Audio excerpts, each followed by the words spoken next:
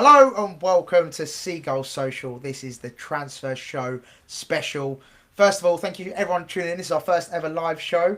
Bit nervous, didn't think it was going to work, but thankfully it does. And we're joined by Jack. Jack, how are you, mate? I was just checking it was going live, so I do believe it is. Yes, you believe it Let's is. It give might some. be a bit delayed, but Yeah, yeah, no, it is. we It are is, we it are is. live. Damn. Yeah, no, I'm good. How are you? Yeah, I'm good, thanks, mate. I'm good. It's been a very hectic couple of days in the Brighton Yeah. world. So, yeah, it's good for us to jump on and talk about all things Brighton. Of course, lots of incomings, potentially a few outgoings as well. So, we're going to get straight into it. And, Jack, we're going to start off with Kaoru Mitoma, our Japanese star boy. Of course, a big bid from Al Nasser in Saudi Arabia. I think they put an initial bid in for 65 million or thereabouts. And then they upped their package to 90 million or 95 million total package, which is an insane amount of money, which we have rejected. And apparently, Mitoma wants to stay. So, Jack, your initial thoughts on that whole transfer saga? Because it was quite short and sweet, wasn't it? It was a Yeah. quick one. Yeah, I mean, I think it can be summed up if you look at my tweets where it was first announced and I put a picture of Mo putting his head in the oven from The Simpsons. And then 20 minutes later, I put a picture of him looking at the news and saying, "Not today, my old friend." So, yeah, it was sort of over before it really began. I mean, it's quite refreshing to see, isn't it, that, you know, these sort of players are more than willing not to take the Saudi money and go out and play there, which is really good to see.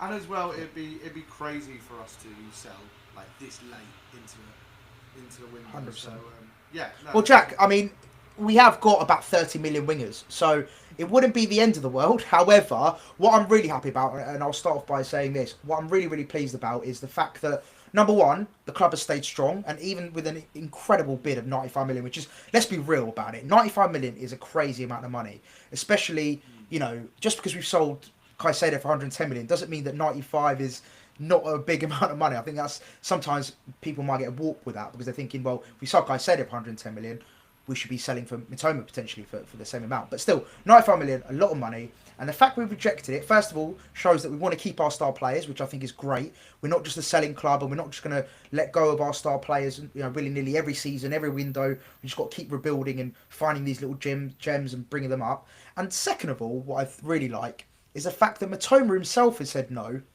And that, to me, shows a lot about potentially, does that then for other players around the squad being, do you know what? Mitoma's staying, so I'm going to stay as well. Like, these big players that are in the squad that might potentially be looking to leave, thinking, well, if Mitoma's staying, that shows a bit of ambition and the fact that we want to keep our best players. So, yeah, would you agree with that statement? Yeah, to a certain degree. I do think that the fact that it's Al Nasser makes the transfer very different. Sorry, I'm just going to move that. And yeah, I think the Saudi league hasn't had good press in the last week, like it does to a certain extent. Seem to be falling apart. Neymar going back to Santos after a 77 million move that basically yielded 8 appearances.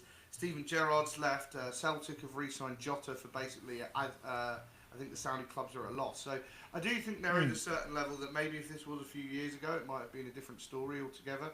Because it was seen as more prestigious then, but now it's definitely gone down in stature, and we're starting to see a decline in the Saudi league.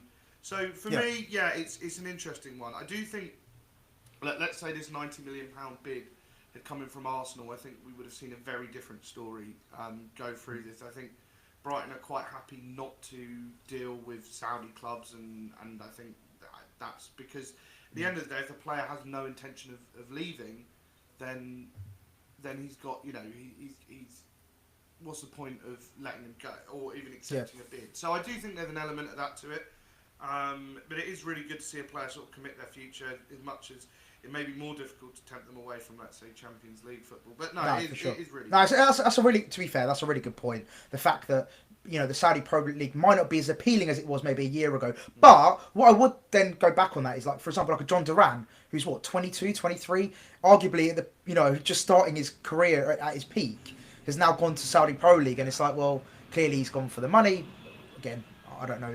He might really like the Pro League. I don't know, but no, it looks like a cash move for me. But no, a very good point. Just quickly, Jack, before we carry on, just a big shout out to everyone in the chat: Mike King, Doom Ultima, Oliver Fernal, Ryan Jamilaro, Martin Redding. I hope I'm saying everyone's names right. We are checking the chat as well, so we really appreciate all your comments. And Mike King said, announce Maz as new centre back signing. So we might see me, Jack, as the new centre back signing. You never know.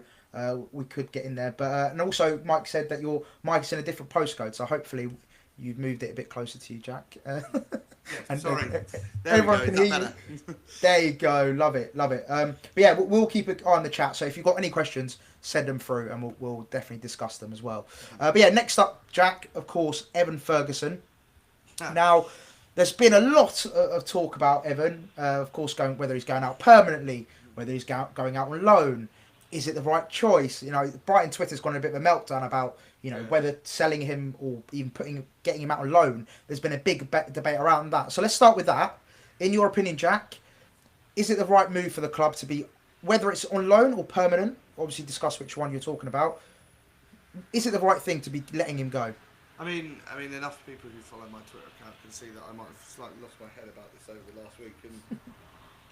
And I think when Leverkusen were rumoured with the sort of, loan to the end of the season, that was something that I thought, I could sort of deal with and I could stomach to a certain degree. I think it does leave us really short in the upfront department. As well as anyone that Danny Welbeck's injury issues are problematic, probably to say the least. So it would leave us with no striker, and I think it's been very frustrating having to watch João Pedro and Rutter sort of shoehorn their way into striker positions, which haven't been great. I think the disappointment, but then Ferguson hasn't been able to get in the team. So if he goes out on loan to get games, I think that'd be a net positive. I think people talking about maybe sending him out to Premier League clubs, I think some of the clubs linked have been a bit odd for everyone involved, like your West Ham.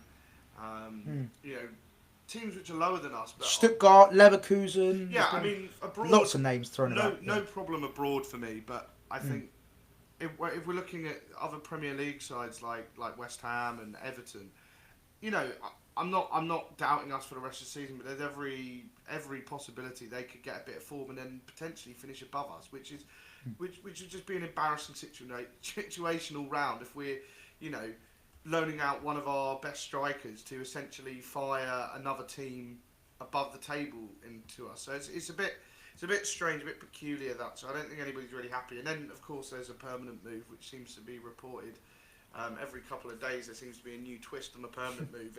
And to be honest, I think that would just be absolute, not to be over dramatic, but that would be just appalling management of the player from the club from top to bottom, whether that goes back previous managers, whatever. The fact that we're giving up on what I would say is one of the best natural finishes I've seen come through this club, from when he was in the 18s all the way up to the first team when he first broke through, to see that sort of player 2 years later end up on we're just going to move him on to another Premier League club, where I still think he's got the potential to be a top striker if given a bit of time. So for me, that is a really, really odd decision, and I'm not really seeing the logic in it. I don't really see the benefit of it. I understand that maybe he has some injury issues. There could be a long running injury issue that we're worried about, and we're happy to cash in. But other clubs aren't stupid enough. Nobody's going to be paying the price that we want for 40 million if he's got bad injury issues. They're also going to see exactly the same as us and look at cashing in. So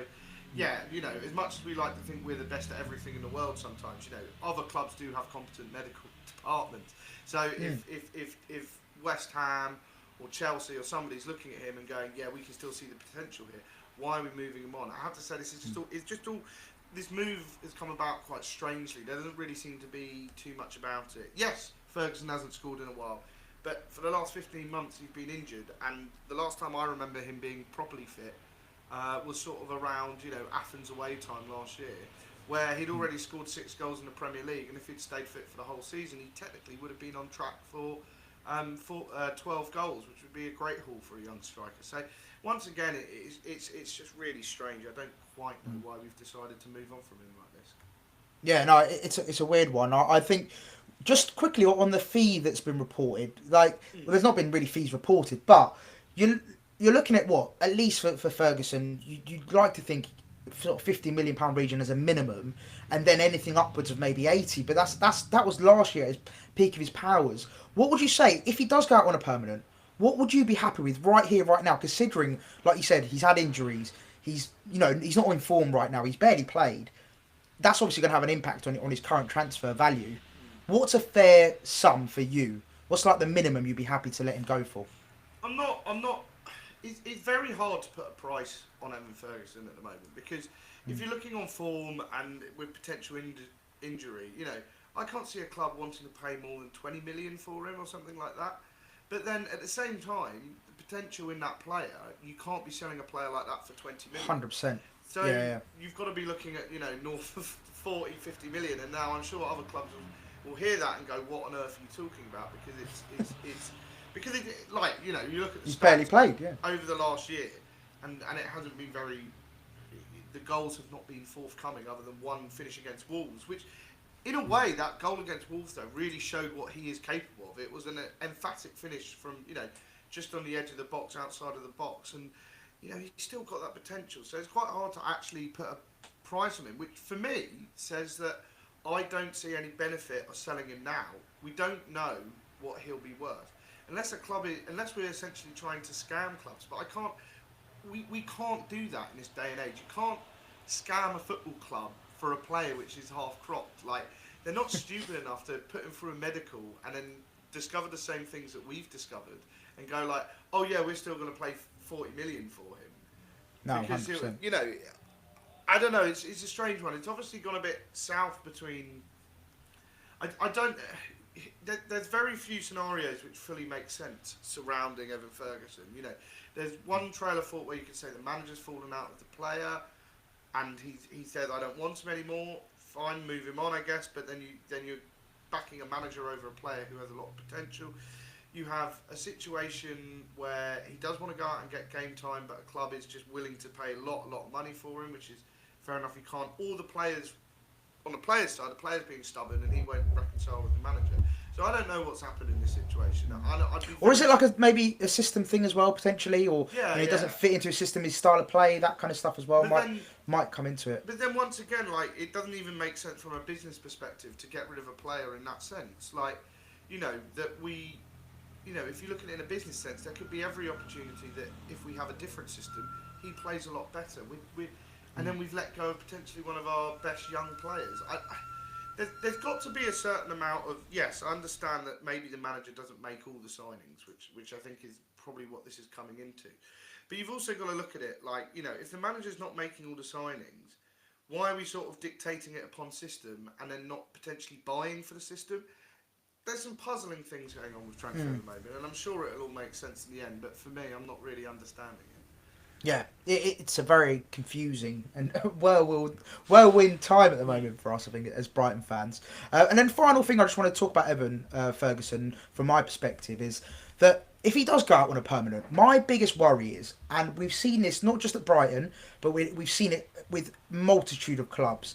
So when you sell a player who has a high ceiling, and you could potentially, or you don't even know that he's going to have high ceiling, but then you release him. So Gyökeres, obviously for us, is a big one. Obviously, no one could see that at the time, and I'm not blaming the club at all. So it's just on the Gyökeres one quickly, because I think this came up earlier in the week. I think it's a fair comparison of what could happen at the end of it, but I don't think it's a fair comparison now, because of course, Gyökeres had done nothing for us. He definitely. One goal against Pompey in the cup, whereas Evan Ferguson, to a certain extent, has proved himself for the back end of the 22 for sure. season.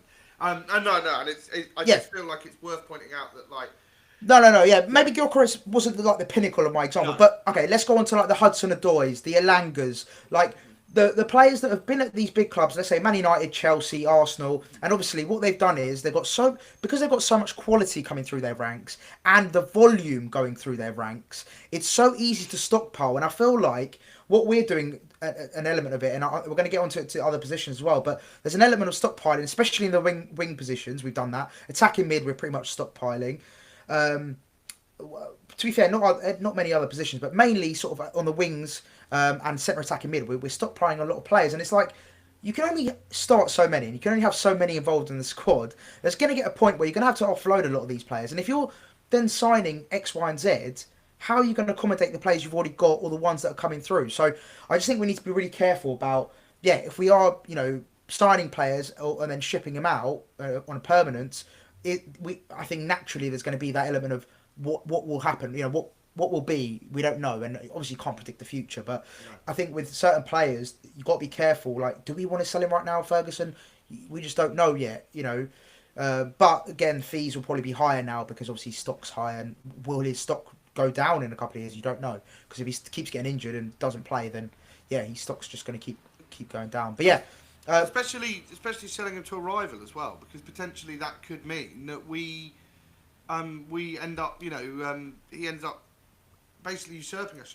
I wouldn't say we're a bigger club than West Ham. I think West Ham is still a bigger club than us, but they're the sort of club which we will be competing with for these final European spots. So 100%.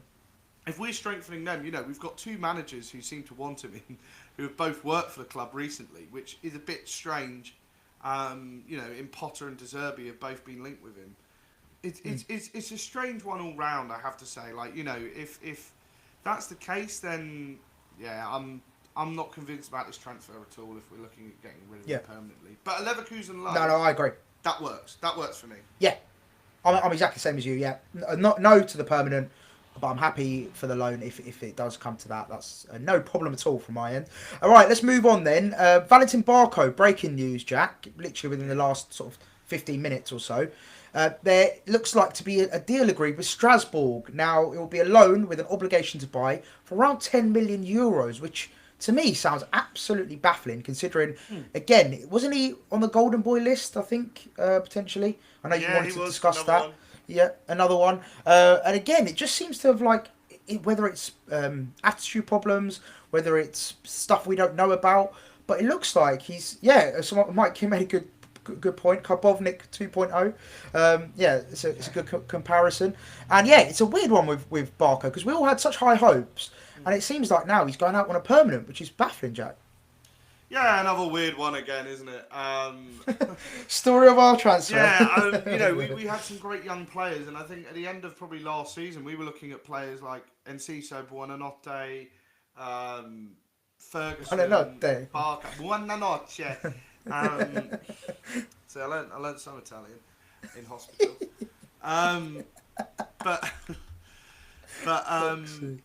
Those four players were sort of looking like our future with Enciso as well. And all of a sudden, 6 months later, all three of them are no longer available to play for us, whether be it on loan or potentially on a permanent, although none of them have actually left the club yet, so we don't fully know what's going on that point of view. The Barca one's a bit weird for me. Such a fuss was made of the transfer. It was a huge deal. We allegedly beat out Man City, Chelsea to all of this, to his transfer. So to give up on him so quickly is a weird one. But I do think there are some, I think with Barco, and this isn't to cast judgment because I have no idea about the character of the person, I've never met him. But there have been some quite odd and probably not great comments coming out of Sevilla, which is that the manager doesn't really care if he's going to stay or not. He won't be involved in the squad. So does this indicate some kind of attitude problem? If the club are quite happy to get rid and no one really fancies him, it's a strange one. I think what also is a bit puzzling is Strasbourg are owned by Chelsea. Like they are within the Blue Chelsea Coat group. Yeah. So is this another top club who's looking to bring him in? Again, it's another puzzling decision. So could it be a little backdoor route into getting him into Chelsea potentially? City have been exploiting that backdoor route with French football for quite a few years now, and Girona. So there's every chance that Chelsea are sort of looking to do this, and we might as well sell to Chelsea, but it won't look good in their PSR books. Who knows? And also they know that we're going to charge them through the nose for him as well if it's Chelsea. And he's on loan to Liam Rossini, which is another young English manager who's got a connection to Brighton. There are some odds, and they're doing very well, to be fair to them as well. Yeah, they're doing great. Strasbourg, up to 8th in the league. So I don't know. Once again, a little bit puzzling Indeed, yes. Yeah. It's a shame. It's a shame as well. We didn't get to. If he does go out on a permanent, and the loan after the loan, he's permanently leaving Brighton. It's a shame because we didn't really see the best of him, did we? We saw No. maybe sort of 5 to 10 games, if that. I don't know how many appearances he's made now, but yeah, it was a handful of games, and we never saw the best of him. And yeah, it's a shame really if it ends that way because again, you bought this player with this high ceiling, and you just don't see the end result of it. So it's interesting that Karbovnik example is brought up there because it is quite similar to Karbovnik. He was somebody who could play sort of left mid, left wing, centre back, whatever, all over the place basically, and decided that he wanted to be a midfielder instead of a fullback, which I think we all dreamed of doing that if you've ever played fullback, but sometimes we just haven't got the minerals to do that. So it does seem maybe it's a bit of delusions of grandeur. I don't know, but yeah, once again, it's a strange one. We can't keep on bringing in these players and just not doing anything with them. It's a little bit disappointing for me. no, 100%. Yeah, and as well, I mean, we didn't really see much of Barco, and I think it'd be fair to say that he probably didn't get the best of chances. I mean, he played against Man City, which is sort of like throwing you into the deep end a little bit, and a really informed Bournemouth are the two games that stick out to me. But there's one thing that I did always think with him whenever I watched him was his quality of delivery was really, really good. Like he was a really good. And we spoke about that, didn't we, Jack? Potentially that lack of and I think, final third quality. Looking at the Everton game in a singularity, the massive problem we had in that game was our quality of delivery was absolutely dire, and that's why we only got one shot on target throughout the whole game. So again, it's somebody that potentially we could use. With news of Purvis is going to be out for a while as well. That's another left back that we won't have available. God knows who we'll have playing at left back on Saturday if all moves sort of get involved here. So yeah, it's once again a little bit of a strange one all round for me. No, 100%. Just quickly, Jack. I reckon if you just hold your mic nice and close to it, just hold it in your hand. That. Yeah, just because a few people have been about the sound.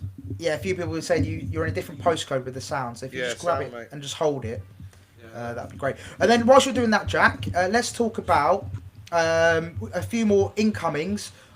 Outgoings even, and incomings to Brighton. So Enciso obviously gone out loan to Ipswich, and we got that one being an interesting one in Enciso because he's obviously again shown his quality. Just quickly, Jack. I think it's a bit of rattling. If you can just stop that. I feel like I look like JJ Bull from The Athletic when he does his songs, holding a mic there. Anyway, carry on. No, nice. Okay. So yes, Enciso to Ipswich. Happy with that? You happy with the loan deal for Enciso? Happy to a certain extent. I still think we could have used him in the squad. I'm not here to rag on one player in particular, but I don't see what Gruder brings over Enciso. I think Gruder will be a good player in the future, and all he's someone who has got all the minerals to be a really good player. But yeah, I don't know. It's a bit of a funny one again. I would really like to see it. I think he's really good at unlocking a low block. But look, I think it is a net positive. If the manager's not going to use him, then you might as well send him out on loan to get game time. My only worry is that in the summer, when the summer comes round, we won't be seeing him again, and this is just all trying to put his value up for a permanent transfer in the summer, which has been indicated from some sources. So yeah. Interesting, yeah. That would be a big shame because I'm a big fan of Enciso. I feel like he's one of those players that can conjure something up in the moment. He's got a little bit of magic in him, and especially we all know about his long range shots. Sometimes he'll have 10 and miss 9 of them, but one of them might go in. So yeah, it's always a shame if he does go on a permanent, but hopefully not. And I think it'll be good. Hopefully he gets some regular minutes at Ipswich. And yeah, he has a big impact, gets some assists and goals, and hopefully comes back a better player. I've just seen this in the chat apparently, and I've just been texted by my mate. Apparently, Lamptey to Ajax is my mate's written £1, 1.5. It could be p or pound, £1.5. So I presume it's 1.5 million, not £1.50. 1.5 million. Which is a bit of a strange one, as I've just discussed that we're not. Estupinian is not available for a few games, so we're going to lose him. For 1.5 million is insane. Who knows? Who knows what's going on here? It's coming in live. I feel like we're on Sky Sports News right now, we go live. And we go live. Yeah, what was that? You're at the training ground, are you, mate? Yeah, there's loads of kids outside, trying to get on camera, but I've managed to bat them away. There are no kids in my house. Yeah, that Emphasis. sounded a bit suspect. Yeah, it there, sounded so a bit weird, apologies for that, didn't it? Just quickly, Jack. Big shout out to Daniel from America. We got people tuning in from Yeah. Canada. We got people tuning in from Brighton and Yeah. all over the world. We're worldwide, people. So a big shout out to everyone tuning in. Honestly, we really appreciate it. We've got at the moment 120 people watching live, Jack, which is Wow. insane. I mean, imagine sat in front of 120 people live speaking to them about football. Yeah, So I'll get insane. I'll get all embarrassed now. It'll be fine. He's got all red. Calm down, Jack. It's all right. It's all right. So, I think- right, and then final one, Jack. Carl Rushworth obviously came back on loan from Hull, and so that's good to see. Apparently, still out for a while now, potentially being out for a couple of months at least. So yeah, Rushworth providing some competition for Verbruggen, because I feel like Verbruggen needs it. I feel like he's been a bit suspect at times recently in terms of just his general, like he's pulled off some incredible saves. Don't get me wrong, but he's also had moments where he's been looked a bit dodgy, and I feel like he maybe might be getting a bit complacent. So I'd quite like to see Rushworth applying some pressure. Yeah, I mean, this is again. Coy went really loud there. Went to the red bit there.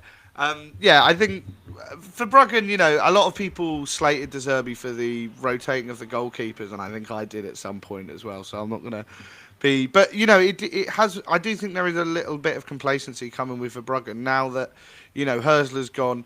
Right, you're number one, and it doesn't matter. And he seems to be making more mistakes as a result, whereas he had to be on his toes a little bit to think he was out. So it's good to see Carl Rushworth back to provide competition, but I do think young goalkeepers need games as much as they need. No, 100%. No, I'm not saying I'm not saying drop Verbruggen, but no. I hopefully Rushworth can apply a bit of pressure and say, look, I'm here. Yeah. If you are having a stinker, or there's a run of games where you're not playing well, I'm ready to step up and ready to make a claim for that first place. Because remember, Robert Sanchez sort of, and not similar vibes, but Robert Sanchez obviously came back on loan from, I think it was Forest Green, was it? Yeah, Forest Green, yeah. Yeah, and then he obviously ended up staking the first team play. Yeah, so, yeah, massively. Yeah, you never know. You never know things. And I do think, as much as I say, like, it's good to have young goalkeepers out on loan playing games with Rushworth. His loan move was completely botched from start to finish to Hull City. Like, he went to Hull where they already had two goalkeepers who were more than capable of playing at that level. He went halfway through the season, which was just, poor management by the club, because most top clubs in the Championship would have already got a first choice goalkeeper by then. And you've only got to look at how Hull season... Sorry. You've only got to look at how Hull's season has gone. To see that they're a bit of a mess of a club. So, yeah, it was probably better to bring him back to Brighton than to leave him out at Hull. But I do think the loan and development of Rushworth has really been, we've had problems with it this year because he hasn't been able to play games. We wanted to move him up from Swansea, where he won goalkeeper of the year last year in the Championship, to, you're looking at some of the candidates who came down. There was rumours of Ipswich at the beginning of the season. There were rumours of Southampton, Sheffield United. They would have all been great destinations for him. But instead, we sort of sent him out to Hull sort of half-arsed at the end of the season because of the fitness of Verbruggen, which is, once again, something that can't be helped. But, we have Cahill here. He exists. He has to play at some point. If he's worth keeping on the books. So, yeah, I think Rushworth's development this season has been really botched. So that's really disappointing from my point of view, because it's a goalkeeper who Barcelona were reportedly looking at when he was playing at Worthing. So, yeah, it's good to see him back, and hopefully he can provide some proper competition and maybe keep Verbruggen on his toes a little bit to not make mistakes. 100%. Yeah. And then finally, just going back to the chat, apparently the Daily Mail is who's reporting this Lamptey news, so we shouldn't take it. Take it with a pinch of salt. Yeah, it's a load of bollocks. It's a load of bollocks. And also, big shout out to Mohammed Njai, watching from Gambia, and also nice. Gaitan Bong. We've got Gaitan Bong, the real Gaitan Bong. From Helsinki. Yeah, nice, yeah. Yeah, live from Helsinki. So, honestly, again, a massive shout out to everyone in the chat right now. Like, 143 people live right now, all over the world. It's insane. So, I really appreciate all the support. It's actually pretty mind-boggling. The fact that you're listening to us bumbling on about Brighton's transfer news in January. But let's move it into potential incomers, Jack, because this is where it gets juicy. This is where it gets good. Yeah. And I'm sure a lot of people have been waiting for this. So, let's start with 23-year-old centre-back, left-footed from Derby County. He looks like it's pretty much a matter of time before he signs in a deal worth around, I think, 10 million plus. He's like I said, he's left-footed centre back, Jack, which is obviously pretty good for us. Yep. Having that type of centre back, and he's looked pretty good. He's played, I believe, 21 times this season. He's missed 10 games through injury though, Jack, which is something I did want to discuss. He was out 6 games with a hamstring injury, and he has had a hamstring concern before as well, due to my due diligence and my research. So hopefully, transfer market hasn't lied to me. Is that a worry, first off the bat? I know we didn't want to cloud this signing with bad news to start, but I have to ask you, are you worried about potentially another injury-prone centre-back coming in the club? Oh, well, you basically just summed it up there. You know, he wouldn't be a Brighton signing if he didn't have some kind of history of injuries, did he? But no, look, I don't. He's played loads of games recently, so I don't think the injury worry is too much to worry about. You know, Matt O'Reilly had a perfect injury record, and then 10 minutes into his first game with Brighton, he became injured for the first time in his entire career. So I don't think we can look to, and that's something that just couldn't be helped. So I don't think that's something that we should look into too deeply. But yeah, it's an interesting one, this, because I've had a little bit of a look at it. I've done my due diligence with the signing because I've decided that I'm actually going to pretend to know a little bit about football now, rather than just do the eye test of me watching football through beer goggles most of the time. Or do what Ben does and just do it off Football Manager ratings. Or FIFA ratings. Ben has said, but by the way, not here, and he can't defend himself, which is good. He has said some ludicrous statements over the last 2 days, but surrounding transfers. I think I called him an absolute clown yesterday, multiple times, for some of his statements on Matoma. So justified, really. Yeah, don't listen to a word Ben says, basically. But he's here for entertainment value. No, it's an interesting one because scouts say this guy isn't very good. Like, if you scout this guy, nobody else really wants him. But what is very promising is his data. Now, there was a big article that came out in it's probably about September time, maybe October time, about how that we are moving away from using any scouts and going solely to data. And this would be the first kind of signing we make on this, where most people who seem to have watched him don't seem to have a a great opinion on him, that he's going to go on to be this fantastic player. And I think he's a very good player, don't get me wrong. I think he's probably, like a £10 million centre-back signing. He's just what we need sort of as backup at the moment. And, sorry. But, yeah, I think it's an interesting one. I'm not seeing too much that I really like in him, but I do think it is really good to get a body in. He's a hard worker. Do you know, he reminds me of Dan Burn for some reason. He's obviously not as tall as Dan Burn, but Dan Burn was a signing where I think we all looked at it when he first came in and went like, why the hell are we signing this guy? He doesn't look all that impressive. He was playing for a relegation battling Wigan side just from playing in League One, and he went on to do really, really well for us and became a key player, and we massively suffered when we dropped him. When we massively suffered when he left to Newcastle, because we then went on a 6-match losing run, I think. So another interesting one. I think we need a centre back in. I don't think there's any doubt in my mind that we need a few more extra bodies in defence. So that would be really good. I think the left-footed centre back has caused us problems with recruitment recently. We had a great player in Levi Colwill. He obviously never turned up permanently at Brighton, which was a shame. And then we've gone with Igor, who's done well enough, but I think people don't mind him, but he's definitely not the future of Brighton. So it'd be good to get a young centre back in who can play that left-footed centre back. He does he seems like a no-nonsense centre back, and that's what most Derby fans have said. I've also seen a video of him putting in literally one of the best crosses I've ever seen in my life. Yeah, I saw that. Yeah, like a fantastic cross in the box. So if he's got that in his locker, maybe playing on the get him up top. Yeah, exactly. replace Pascal Gross with Iran Kashin. So the creativity we lacked, we've now got in Iran Kashin. It's an interesting signing. I'm happy to get that in. That's one I want to get over the line. But the most disappointing thing about it, though, is we could have got this guy like a year ago for 4 million from Derby, and we pulled out over the price or whatever. It sounded like he was ready to. He'd basically packed his bags, ready to go down to Brighton. So it does seem a bit weird that we've sort of gone like we weren't that bothered then, but now we're all of a sudden bothered again that we're willing to go above and beyond this. I'm assuming just because of the injury situation, I'm assuming it's sort of played our hand, hasn't it, a little bit, with Igor being out for the rest of the season. But it does sort of show that we have long-term targets, don't we, that who have come through the system in a long time. And we go back to players, which is good to see, isn't it? So 100%. yeah. And then final two questions I've got for you, Jack, on here and cash in. One of them, I noticed that he's actually captained Derby, I think 6 or 7 times this season. And so hopefully shows sort of like, well, hopefully signs of a leader. And I feel like sometimes we always talk about lacking leadership, and obviously we've got Dunkey, we've got a few other sort of leaders within the team, Danny Welbeck potentially. But could you see him potentially being that leader type player going into years to come? Yeah, I mean, that I think is something positive about him that we don't really look at scouting, do we? Like, you know, when you look at scout or stats of players, you're not going, oh yeah, but he's a really good leader.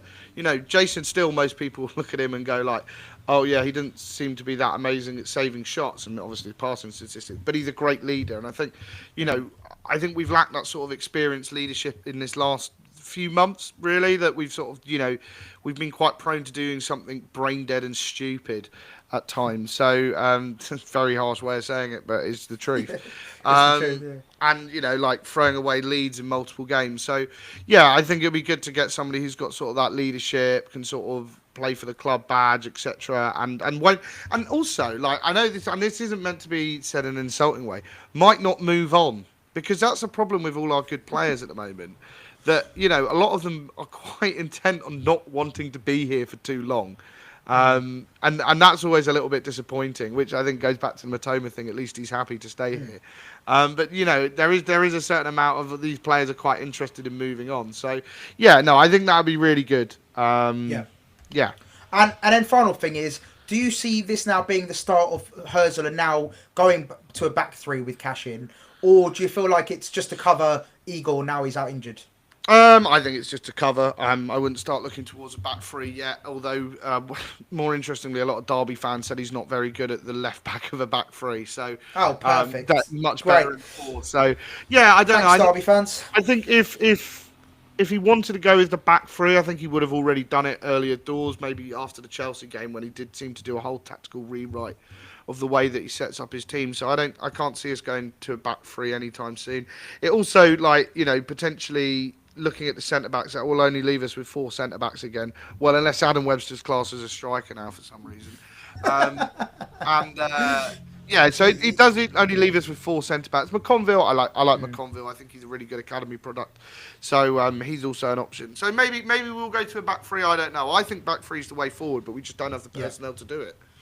Yeah, no, 100%. I agree. I think it'll be interesting to just throw him in a back three straight away. I think that would be mental. So, yeah, just having him as cover, I think, is definitely the best way to go forward. And then another player that's been heavily linked, Jack, is Stefanos Simas from Nuremberg in the second division. Now, interesting little scenario here, Jack. For people that aren't aware, so Nuremberg actually having on loan from PAOK in Greece. However, they're going to activate his £18 million release clause to then be able to sell him to us for 25 million. So quite smart from Nuremberg, to be honest. And I like how they've done that. But yeah, so he's on loan in the second division. He scored 10 in 17 appearances, which is a pretty good record. It's a good record. In any league. In the Bundesliga too. Bundesliga 2, yes. just to add that in. But yeah, interesting player, Jack. Interesting profile of player. Obviously a striker, which you know heavily links with does Ferguson. If Ferguson leaves, is he the replacement, etc., etc. Yeah, what do you think about that move? It's an interesting one, isn't it? Yeah, I mean, we've had Florian Plettenberg, who seems to be the go-to Fabrizio Romano of Germany. I'm sure he doesn't like that title, but I've given him it anyway. He's stuck now. He said that we're interested in the summer. Great. Like, you know, that's really good for the now, isn't it? But yeah, if we're letting go Ferguson, if we just kind of, and we're bringing this guy in as a replacement, fair enough. I mean, I'd rather keep Ferguson.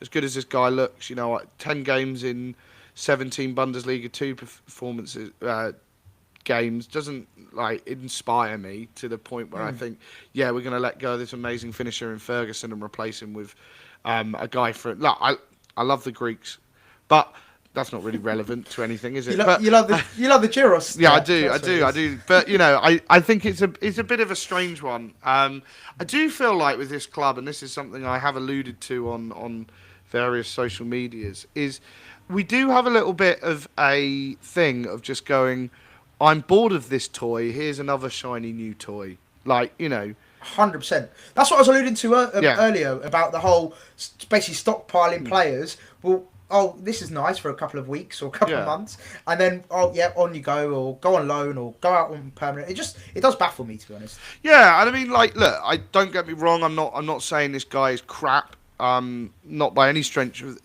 length of it. But we've sort of gone like, oh, I'm bored of Ferguson now. You know, we're done with him. Let's move on and start playing with Stefanos Dismas or whatever his name is. And yeah, I just think, can we just try and concentrate on nurturing some of the academy talent that we have here? I mean, yeah, we don't have that much, but Ferguson, you know, he could be the first proper success from our academy since it was built. So, well, I mean, obviously and I'm not wearing the bow shirt to try convince Evan Ferguson to stay, but it's you know, we did Good get plan, him from Jack, I Bows. like it. Yeah, that was it. You know, remember, look, I'm a Bows fan, so it's fine. But yeah, it does seem a bit weird that we've sort of moved on to a shiny new toy. And look, if he comes and he's great, don't get me wrong, but I'm not seeing that as to do it, basically. No, 100%. Well, I mean, he's 19, so he's still super young. Yeah, And exactly. just because you scored 10 goals in the Bundesliga 2 doesn't mean you're going to be a world beater by any stretch. Yeah, But like, at the same time, you know, he could be. Like you said, we don't know. There was the guy who used to play for Derby, and I think this is a great example. He was like a wonder kid, and I can't remember his first name. I think it was Andre Blackman. Oh, yeah. Yeah, so he then got a move for like 4 million from Reading. He'd scored 10 goals at the beginning of the season, and he got a £4 million loan move, £4 million transfer to Derby when they were on their way up. And he just didn't do it there because he was just a flash in the pan. And you know, great data doesn't mean that the environment for certain clubs can always work. So yeah, a little bit of a strange one. Like we're really going all in on this Greek striker who may or may not be on the same level as Evan Ferguson. And now, you know, Andre Blackman, for whatever he did, you know, retired after a couple of seasons in the Israeli league, so he wasn't exactly tearing the world up. So yeah, I don't know, a bit of an odd one there. Yeah. 25 we'll million's see. a lot. 25 It's a million's lot of money. I For- literally wrote that in my show notes. I was like, big fee, in Yeah, my opinion. and like there's It's a lot of money. 25 million pounds for a player who's got Greek league and German Bundesliga. But I suppose that is the price of football now, Yeah. isn't it? So It's the you know, price maybe we it's pay, not too Jack. bad. You know, if the price we Matoma's pay. worth 90 million, then fair enough. But, Yeah, Simas is worth 25. Yeah. And then final big one, and there's a few more talking points, but the big sort of Yeah. one that potentially coming in was the Sunderland winger, 18-year-old Tom Watson. He's Yeah. predominantly left wing, but he can play on the right. And he's only played 10 times this season for the Championship side and scored 2 goals with 0 assists, which, you know, again, hasn't set the world alight.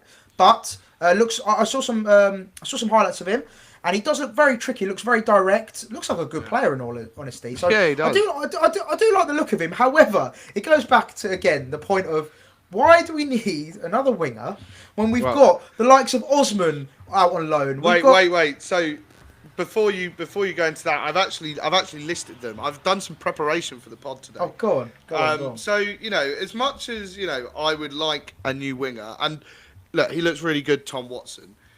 Hopefully, in the future, that means that he should be good competition for Mitoma Adingra, March Gruder, and Ciso Ferdi, Sarmiento, Buonanotte, Cozier Dubry, Osman, Howell, Robertson, Doyle, Barrington, Baker Boaty, and not Josh Vickers, Caelan Vickers.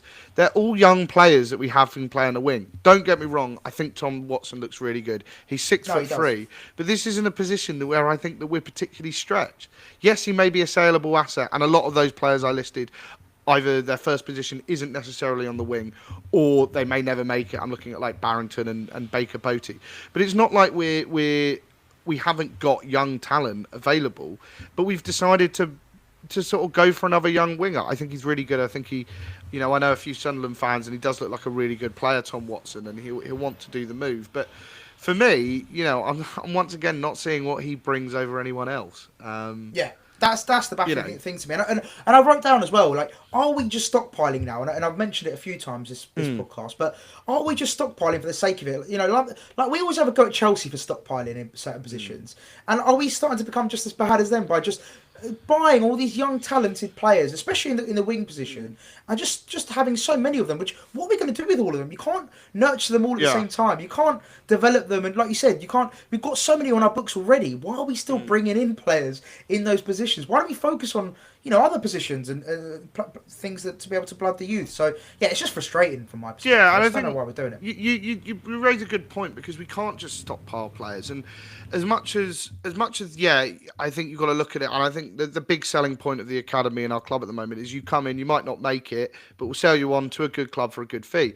Thing is, and I was talking to shout out to Owen BHAFC.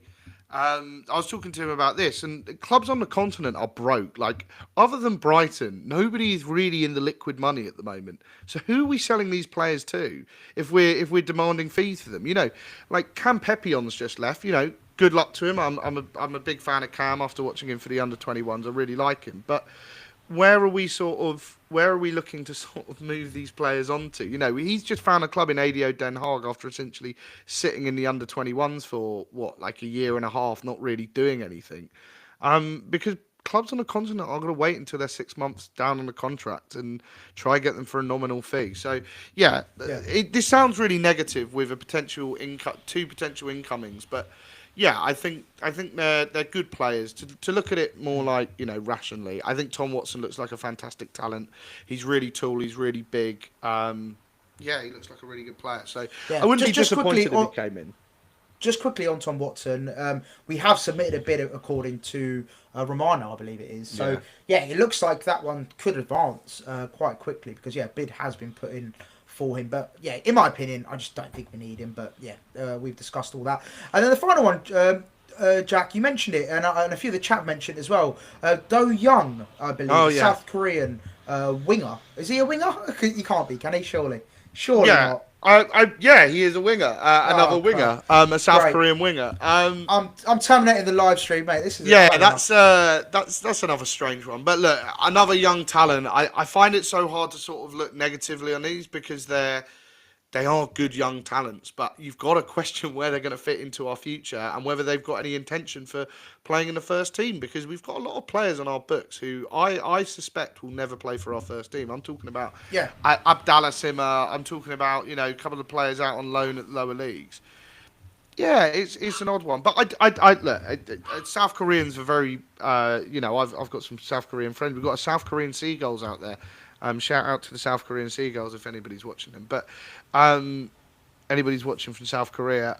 But yeah, it's another one where I'm a little bit confused by it all. But yeah, I think it's a great young talent to get in. So yeah, I mean, what else can we do? But 100%. Yeah, and also as well, just to address the elephant in the room as well, and I think some people get a bit touchy about this subject, but obviously from a marketability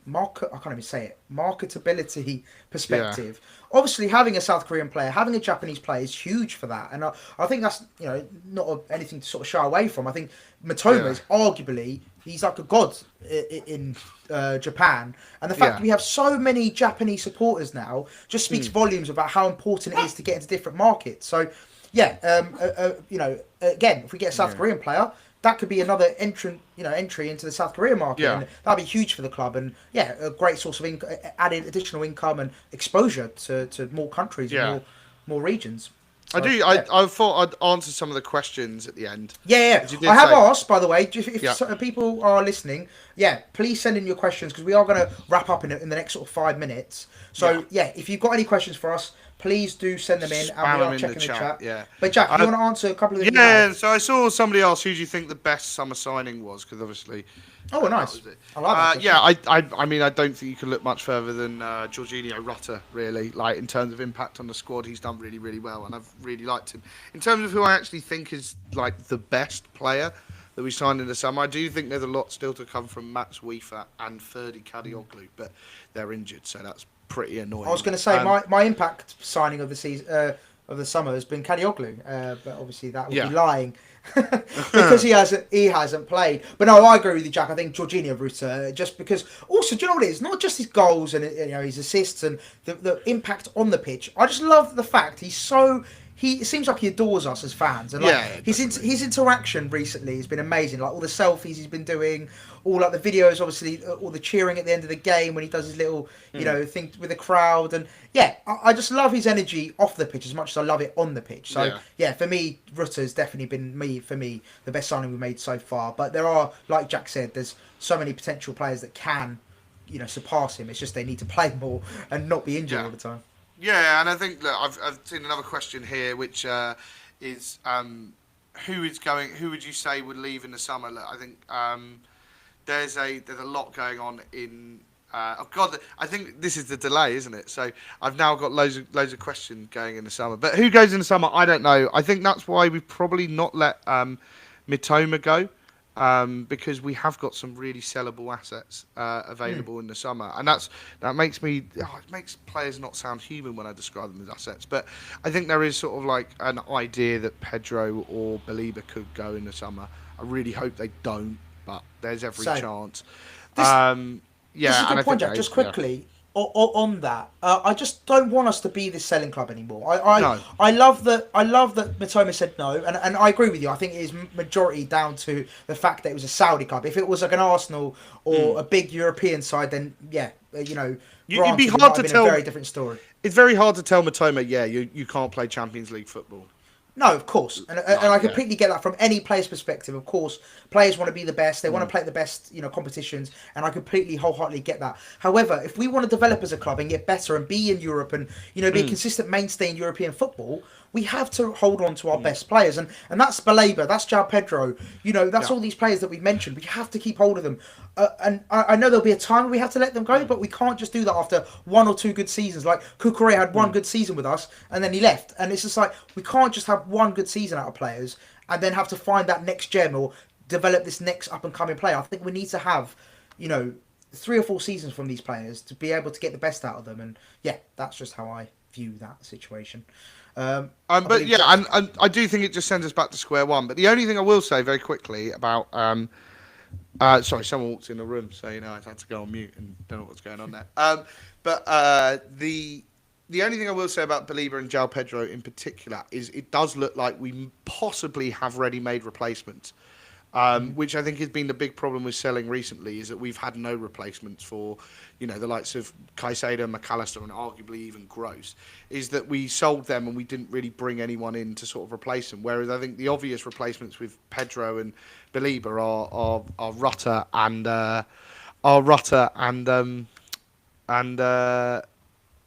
Yalcuye. So it'll be. You've been distracted by the beauty that is Rufio. And then, for anyone who hasn't watched the podcast, this is Rufio, by the way. Sorry, Jack, go on. And then, no, I was going to say, and then I don't think there's too many more questions, but somebody asked a question which was, if there was one Brighton player you could bring back, who would it be? And my answer for that is quite simply Pascal Gross, because we miss him so much already. But if we're going back 100%. Over time, I do think a prime Bobby Zamora would be absolutely fantastic in this team with his finishing. So that's great. For me, and that's a really tough act to follow, Jack. So thanks. Yeah, that was. And then the other final question, I'll do this as a final question, is somebody asked me, can you name as many Finnish players? How many Brighton players from Finland can you name? And I think the only one is the goalkeeper is Nicky Marmpar. And Vahid Hambo. That's a blast from past. And does Sonny Hupio count because he was the gaffer? He was the manager, but he wasn't very good. Was he? So, and we had Anthony Amy, didn't we, as the goalkeeper coach? He did. Yeah, because he's not finished. He's only 28. So, on that, on that note, yes, guys, thank you so much. Is that a rat? No, he is a dog. But thanks, guys. Thanks everyone for tuning in. I like holding the mic. Actually, it's a better way to do it. You? Does it make you feel powerful? Yeah, right, I'm just going to put Rufio down, and we're gonna sign out, guys. Honestly, thank you so much for everyone tuning in. It's been incredible to do our first live stream. I know Ben wasn't here to make history with us, but he was there in spirit, and he was in the chat, and he might still be in the chat. I was meant to go out for dinner tonight, and it was cancelled. So that's why I'm doing this on a Friday night. Jack. Yeah, that's why you got me. Look at that. So, we're all very special people. But no, honestly, thank you so much for everyone tuning in. It's been incredible, like all over the world, it seems like. We've had people from Gambia, Canada, Finland, it's been incredible, and people are asking for more live streams. So if you did enjoy it, please do let us know, and we will try and do some more live streams when we can and when we feel it's appropriate. But yeah, guys, love, peace. Make sure to hit the like button before you leave the video. Subscribe. Like and subscribe, all Like that and good stuff. subscribe. Exactly what Jack said, and yeah, much love. Peace out. In a bit. How do we end it? Hey. There we go. Nice. There we go. Oh, That actually lasted almost Mate. an hour as well, didn't it? Hey, that was class. That was really good. Yeah. Really enjoyed that. So, Oh, by the way, listen to this, Jack. I've got the craziest story. yeah, for you. go on. I want to hear this crazy story now. Obviously, yeah, fucking hell. This is